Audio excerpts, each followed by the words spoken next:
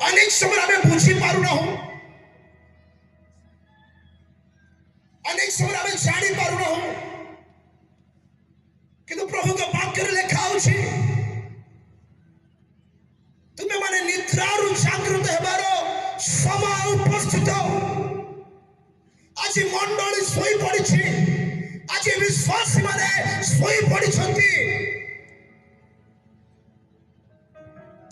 आज आम सोई पड़ी मोर प्रिय लोक मैंने आज जागृत हेबार समय आसुची जदि समय थाउ थाउ आम जागृत हेबा ताहले से महान परित्राण दिन को आम देखा हालेलुया हालेलुया हालेलुया हालेलुया केते मीटिंग होची केते सभा होची केते कोन करा जाउची आज लोक मान को जागृत रखिबा पाई केते टंका खर्च होची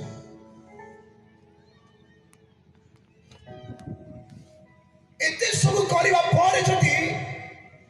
हम माने जागृत हेबा नाही ताहले किछि लाभ नाही मोर प्रेम आज के जागृत होबा पे चाहछथि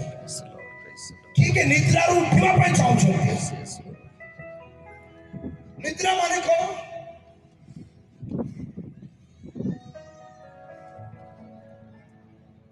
सोइथवा लोक को किछि सुबे नाही ए भाई आमे प्रभु को पाई पहुंचीबा तले से आउटे घुंगुडी मारे हां सोइथवा लोक से बंची जे सत किंतु से किछि करबा परिस्थिति रे नाही मोर प्रिय माने आत्मिक भाव रे निद्रा होछि अंधकार मध्य प्रवेश करबा बा अंधकार रो कर्म सब को आपणेबा आज मंडली मध्य प्रभु को जानिबा व्यक्ति माने सेमाने कोठी ना कोठी सुना जाइता वाक्य प्रति अवहेला होई